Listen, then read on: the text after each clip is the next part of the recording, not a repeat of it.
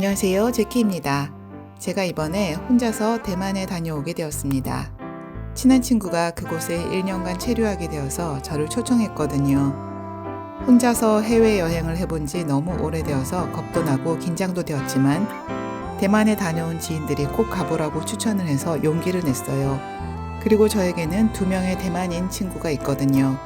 그래서 한국인 친구 1명과 2명의 대만인 친구를 만나기 위해 2월 20일부터 2월 24일까지 4박 5일로 여행 일정을 잡았어요. 대만은 11월부터 3월까지가 가장 여행하기 좋은 시기이고 이후에는 덥고 모기를 비롯한 벌레가 너무 많아서 여행하기에 부적합하다고 해요. 제가 다녀오면서 알게 된 모든 노하우를 차례차례 정리해 볼 테니 대만에 가실 예정이라면 꼭 끝까지 봐주시기 바랍니다. 대만 여행을 가려면 가장 먼저 여권부터 펼쳐봐야 합니다. 여권 만료일까지 6개월 이상 남아 있어야만 대만 여행이 가능한데 이걸 안 보고 먼저 항공권부터 사면 안 되겠죠. 반드시 6개월 이상입니다. 그리고 항공권은 적어도 1달 전에 예약해야 값이 싼 거 아시죠? 일주일 전에 갑자기 예약하면 표도 없지만 가격도 무척 비싸다는 점 기억하세요.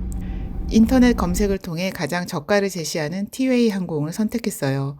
이때 여러 가지 방식으로 검색해보면 가장 저가로 예약하는 방법을 찾게 될 거예요. 여행사 사이트에 직접 들어가서 예약하는 것보다 네이버를 거쳐서 들어가는 게 더 저렴하고 삼성카드나 현대카드 등 카드 혜택까지 적용하면 더 할인을 받을 수 있어요. 보통 대만에 간다고 하면 인천공항에서 출발하고 대만 타이베이 공항에 도착하는 비행기를 타는데 저는 김포공항에서 출발하고 대만 송산공항에 도착하는 비행기를 예약했어요. 친구 숙소가 타이베이 공항보다 송산 공항에 더 가까워서요. 타이베이에는 공항이 2개인데 TPE, 그러니까 타오유안 국제공항은 한국의 인천공항 같은 곳이고 TSA, 즉 송산공항은 한국의 김포공항과 비슷한 것 같아요. 저는 여행 1달 전에 김포 송산공항 왕복 항공권을 52만 8,300원에 구매했어요. 원래는 48만 원이었나 49만 원대였나 그랬는데 제가 구름을 촬영하고 싶어서 추가 요금을 내고 창가 좌석을 사전 구매했거든요. 저가 항공이어서 기내식은 미리 요금을 내고 신청해야 하는데 2시간 반 비행인데다 기내식이 별로 맛있지 않다는 말을 듣고 좌석에만 투자했지요. 결과적으로 이건 매우 잘한 결정이었어요. 그리고 대만에서는 한국 신용카드를 사용할 수 없고 현금만 사용하는 곳이 많다고 해서 미리 환전을 하기로 했어요. 그런데 알아보니까 한화를 곧바로 대만 달러로 환전하는 것보다 한국에서 미리 한화를 미국 달러로 바꾸어서 대만까지 가져간 다음에 대만 공항에서 미국 달러를 대만 달러로 바꾸는 게 가장 좋다고 하더라고요. 그런데 한국에서 아무 은행에 찾아가서 곧바로 달러를 살 수 있는 게 아니라 모바일 앱으로 미리 은행에 달러 구입을 신청한 후에 가장 가까운 은행을 수령은행으로 지정한 후 7일 이내에 찾으러 가야 한다는 거예요. 다른 은행은 어떤지 모르겠는데 저는 주거래 은행이 하나은행이어서 하나은행 모바일 앱으로 미리 환전을 신청하고 동네 하나은행 지점으로 다음날 달러를 찾으러 갔어요.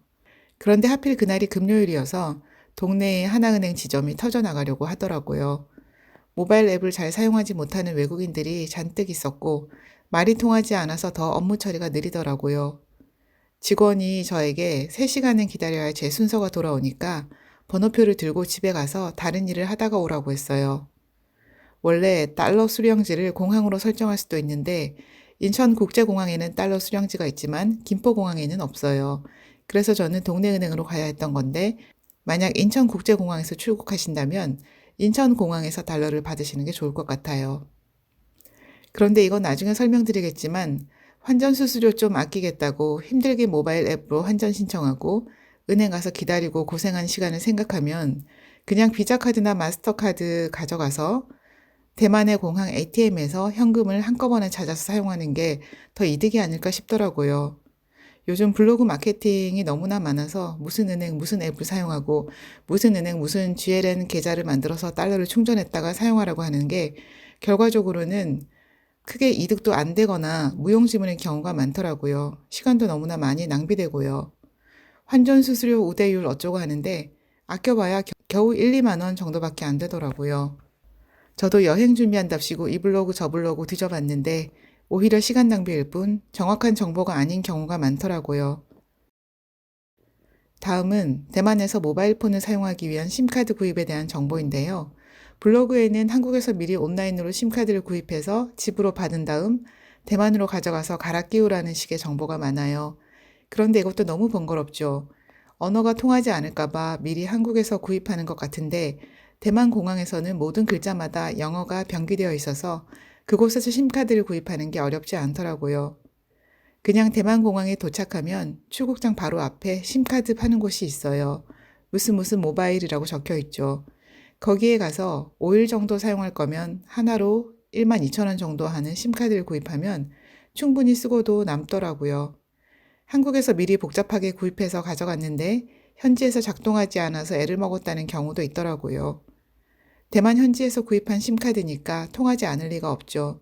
게다가 직원이 빛의 속도로 심카드를 갈아 끼워줍니다. 다만 나중에 한국 유심으로 다시 갈아 끼울 때 유심칩을 꺼내려면 유심칩 교체용 핀이 있어야 해요. 그러니까 이건 미리 챙겨서 핸드폰 뒤쪽에 스카치 테이프로 붙여두면 용이하죠. 이게 없어서 이쑤시개를 사용하다가 부러져서 애먹는 경우도 있고요. 그리고 귀걸이 침 끝도 아주 물러서 유심칩을 꺼내려고 하면 휘어지니까 이 점 꼭 알아두세요. 하지만 예전에는 해외여행 가면 모바일폰 없이 지도 한 장 들고 잘만 다녔죠. 사실은 지금도 그래요. 시계랑 지도만 있으면 어디든 다닐 수 있고 핸드폰은 카메라로만 활용해도 되죠. 그러다가 카페나 호텔 같이 와이파이가 되는 곳에 갔을 때만 잠시 켜서 메신저로 사용해도 됩니다.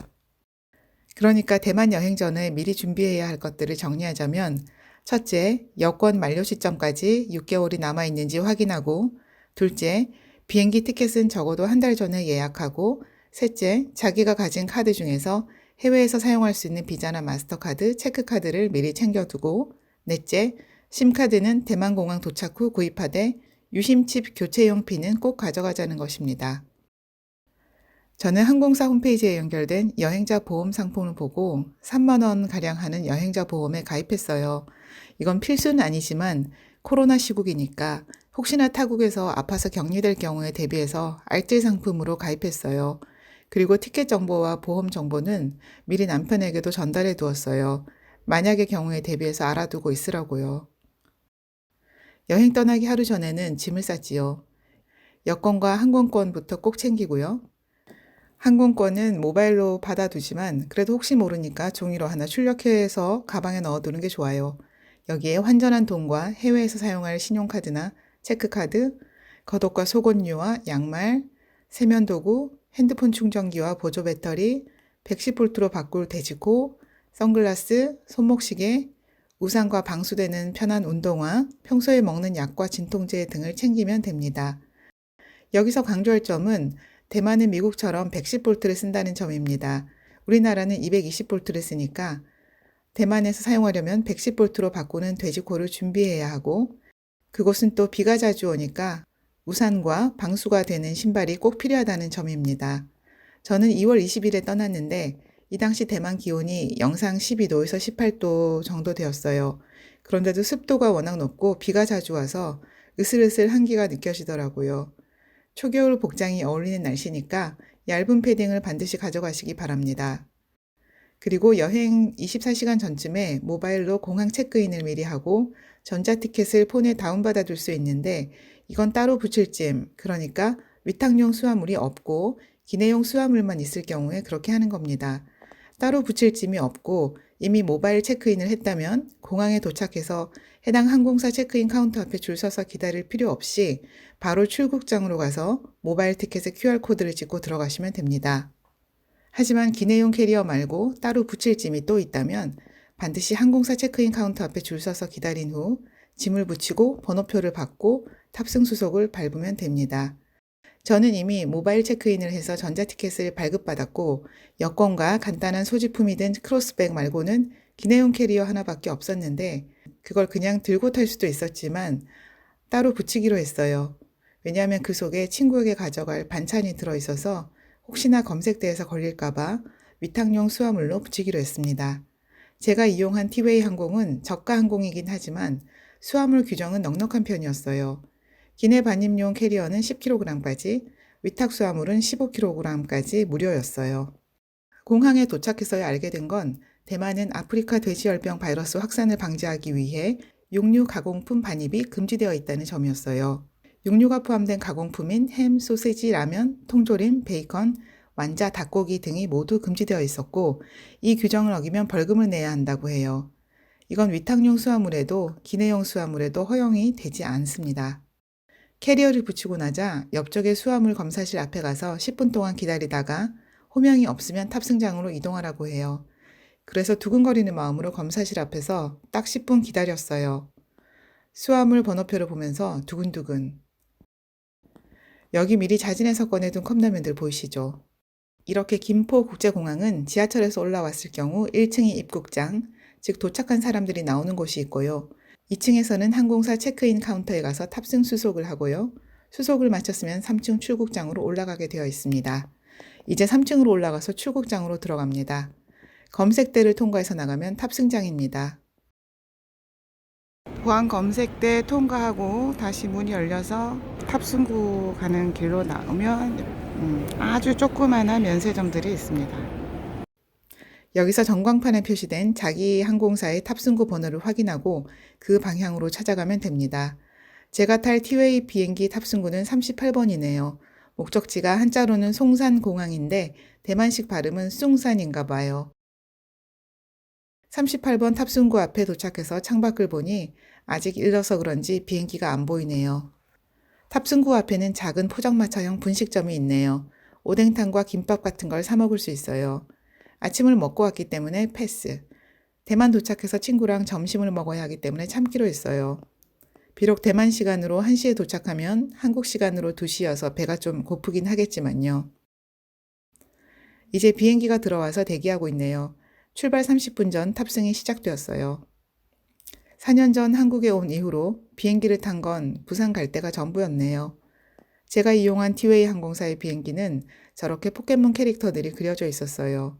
좌석은 양쪽으로 3개씩 한 줄에 6개가 있었고 제 옆에는 대만인 할아버지 2분이 앉으셨어요. 저가 항공이어서 개별 승객용 모니터는 없네요. 마치 기차를 탄 것 같아요. 좌석이 좁은 편이라는데 저는 뭐 그런대로 괜찮네요. 아무튼 실수투성이인 제가 남편 도움 없이 혼자서 이 모든 준비를 다 마치고 무사히 비행기에 탑승했다는 게 너무 뿌듯합니다. 저는 구름을 보는 걸 너무 좋아해요. 봐도 신기합니다. 그리고 도시를 내려다보는 일도 즐겁고요. 높은 전망대에 입장료 내고 올라가는 비용을 생각하면 저 지금 돈 벌고 있어요. 앞으로 대만에서 어떤 일이 벌어질까요? 대만 친구 제니퍼가 공항에 마중 나오기로 했는데 설마 안 나오진 않겠지요? 대만 현지인의 가이드를 받으며 둘러본 대만 여행편을 기대해 주세요. 감사합니다.